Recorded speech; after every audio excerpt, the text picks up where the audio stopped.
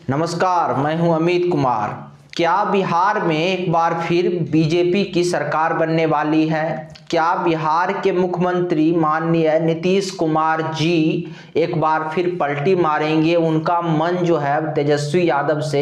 या महागठबंधन से भर गया? ये सारे जो बात है ना, आजकल राजनीतिक गलियारों में काफी चर्चा में है और ये चल रहा है। अब चर्चा में है तो कुछ ना कुछ तो वजह होगी, क्योंकि जो लोग नीतीश कुमार के राजनीति के बारे में जानते हैं, जिन लोगों ने नीतीश कुमार के राजनीति का अध्ययन गहराई से किया है, वो तमाम राजनीतिक पंडित ये कयास लगाने लगे हैं नीतीश कुमार की राजनीति को देख के कि नीतीश कुमार जो है फिर पलटी मारने के लिए तैयार है और बिहार में एक बार फिर भगवाधारी या कमल की खिलेगा और इसमें फिर नीतीश कुमार और बीजेपी साथ आ जाएंगे।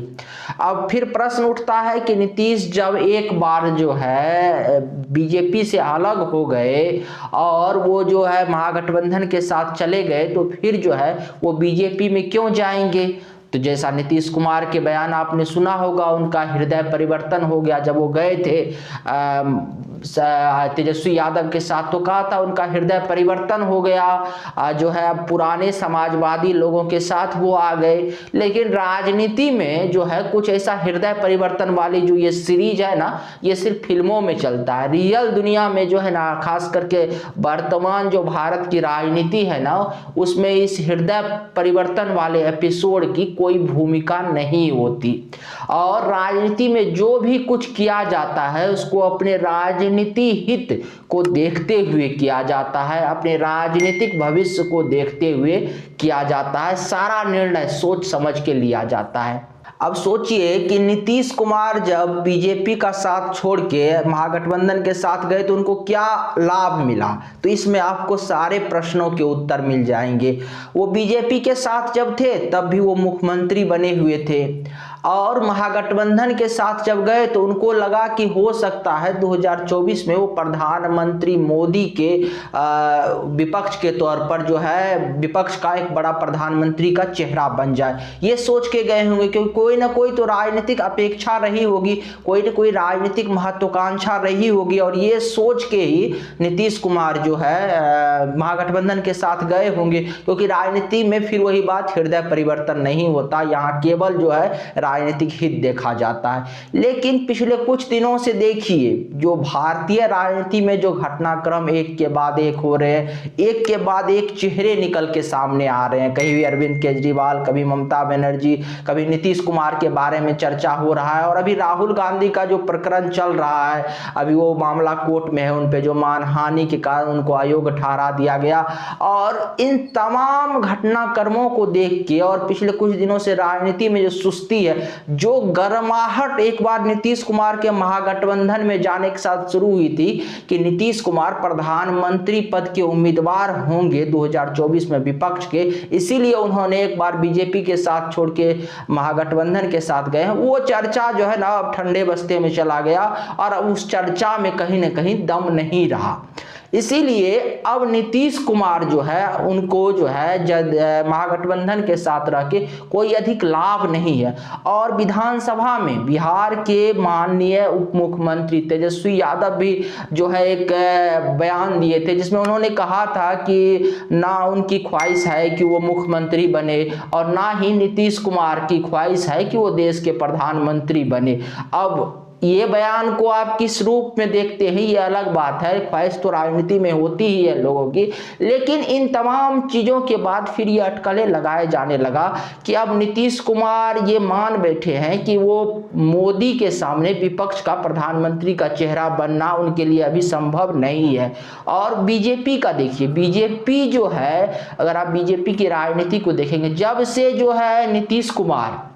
बीजेपी के साथ छोड़ के महागठबंधन के साथ गए हैं, बीजेपी हार्ड एंड सॉफ्ट दोनों रुख अपनाए हुए है, यानी कड़े और नरम दोनों प्रकार के तेवर नीतीश कुमार के प्रति अपनाए हुए हैं। इसको ऐसे समझिए कि बीजेपी का जो केंद्रीय नेतृत्व है, केंद्रीय नेतृत्व में का जो संबंध है हमेशा वो नीतीश कुमार के साथ अच्छे बने हुए हैं। लगातार केंद्रीय नेतृत्व जो है नीतीश कुमार के चीज़ों का तारीफ करते हैं या फिर उनके हमला नहीं करते, उनके साथ उनका संबंध अच्छा बना हुआ है। इसका ऐसे उदाहरण से समझिए कि जब हाल ही के कुछ दिन पहले जो है नीतीश कुमार का जो है जन्मदिन था, तो उसमें जो है देश के प्रधानमंत्री नरेंद्र मोदी, बीजेपी के कई नेता, कई राज्यों के मुख्यमंत्री तक नीतीश कुमार को विश किए हुए थे, उनका जन्मदिन की उनको बधाई दिए हुए थे। बिहार में एक और मामला सामने आया था जिसमें देखा गया था कि जो है एक जो आर्मी का जो शहीद जो होता है, शहीद जो जवान का जो पिता के को गिरफ्तार कर लिया गया था, उस पर केस लगा दिया गया था। उसके बाद भी राजनाथ सिंह ने नीतीश कुमार से फोन पर बात की। हाल फिलहाल में खबर आई कि कई मामलों में जो है अमित शाह ने भी नीतीश कुमार से फोन पे बात की है। और सबसे बड़ा एक मुद्दा फिर चला था कि तमिलनाडु में जो चर्चा आ रहा था कि एक खबर चल रही थी बीच में कि बिहारी मजदूरों के साथ वहां मारपीट किया गया है। इस मामले में भी जब बिहार बीजेपी के कुछ नेता नीतीश कुमार से मिलने गए तो तेजस्वी यादव जो विधानसभा में लगातार कह रहे थे कि ये सारे अफवाह हैं, ये सारे बातें झूठे हैं, तेजस्वी यादव के बातों को दरकिनार करके, अपने ही उप मुख्यमंत्री के बातों को दरकिनार करके नीतीश कुमार ने एक कमेटी बनाई और एक जो है कमेटी को जो है तमिलनाडु में जो है इसके जांच के लिए भेज दिया, एक जांच टीम को।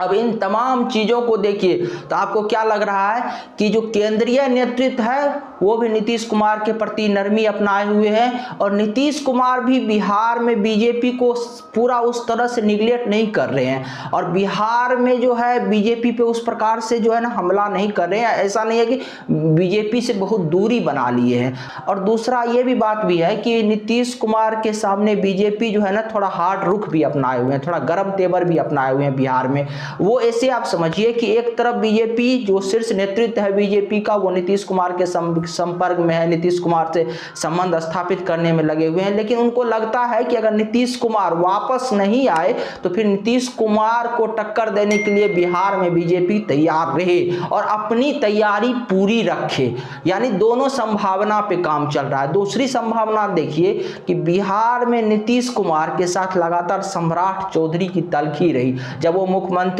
थे बीजेपी के साथ थे तब भी नीतीश कुमार पे सम्राट चौधरी लगातार हमलावर थे और उसी सम्राट चौधरी को जो है बिहार का प्रदेश अध्यक्ष बना दिया गया और लगातार जो है जो सम्राट चौधरी बिहार में नीतीश कुमार पे, तेजस्वी यादव पे जो है सख्त तेवर अपनाए हुए थे, उसको जो है यहाँ बिहार का जो प्रदेश की जिम्मेवारी दे दी गई। इसका मतलब ये है कि बीजेपी जो है दोनों मोर्चे पे तैयारी कर रही है। पहला मोर्चा उसका है कि अगर बीजेपी के साथ नीतीश कुमार आ गए तो भी ठीक है, अगर बीजेपी के साथ नीतीश कुमार नहीं आए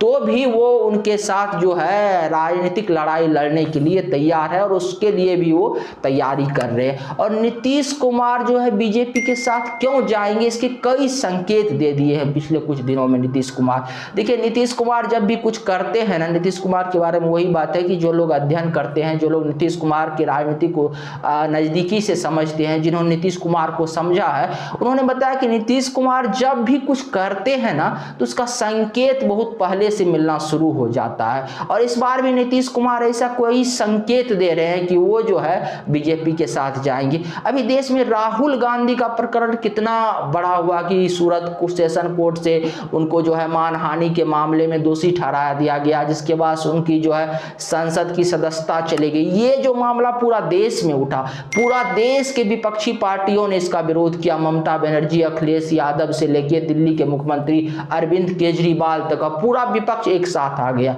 लेकिन नीतीश कुमार इस मामले में एक शब्द नहीं बोले। और बिहार विधानसभा में जब तमाम जो विपक्षी पार्टियां हैं, चाहे उसमें आप आरजेडी को देख लीजिए तेजस्वी यादव के, या जो उसके वामपंथी पार्टी है, उन तमाम पार्टी जो है जब बिहार विधानसभा में जो है एक साथ होकर इस मामले का हल्ला कर रहे थे, इस मामले पे इसका विरोध कर रहे थे, फिर भी नीतीश कुमार की पार्टी जदयू और स्वयं नीतीश कुमार ने इस पूरे मामले से दूरी बना लिया। अब यहाँ पे ये संकेत समझा जा सकता है कि आखिर नीतीश कुमार ऐसा क्यों कर रहे हैं, तो इसके पीछे बताया जा रहा है कि शायद नीतीश कुमार हो सकता है कि पाला बदलने के बारे में एक बार फिर सोच लिए हैं। इतना ही नहीं, अभी तेजस्वी यादव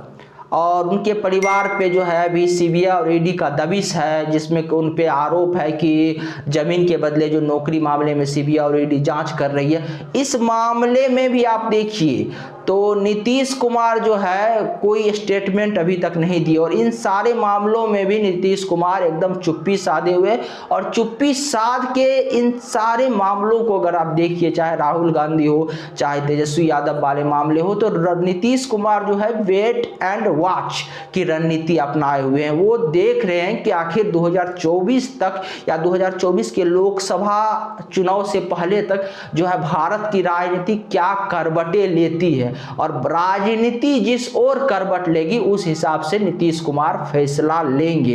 यानी नीतीश कुमार ना ही तेजस्वी यादव पर कुछ बोल रहे हैं और ना ही नीतीश कुमार जो है राहुल गांधी पर कुछ बोल रहे हैं। वो वेट एंड वॉच की रणनीति अपनाए हुए हैं कि आखिर राजनीति देखते हैं कि किस ओर करवट बदलती है। और नीतीश कुमार की छवि देखिए, नीतीश कुमार, आप ये जरूर कह सकते हैं कि नीतीश कुमार ने हमेशा राजनीति में जो अवसर देख के पाला बदला है, और वो पलट के कभी बीजेपी यानी के साथ गए हैं तो कभी महागठबंधन के साथ गए हैं, और राजनीतिक हित को देखते हुए उन्होंने काम किया है। लेकिन नीतीश कुमार की छवि जो है फिर भी एक देश के सबसे साफ सुथरे नेताओं में, जिन पे किसी भी प्रकार का कोई भ्रष्टाचार का आरोप नहीं लगा, जिसके ऊपर किसी भी भ्रष्टाचार का आरोप नहीं है, जिसके ऊपर आज किसी प्रकार का सीबीआई ईडी का नकेल नहीं, यानी एक साफ सुथरा और ईमानदार नेता का छवि है नीतीश कुमार का। 2017 का समय याद कीजिए, 2017 में जब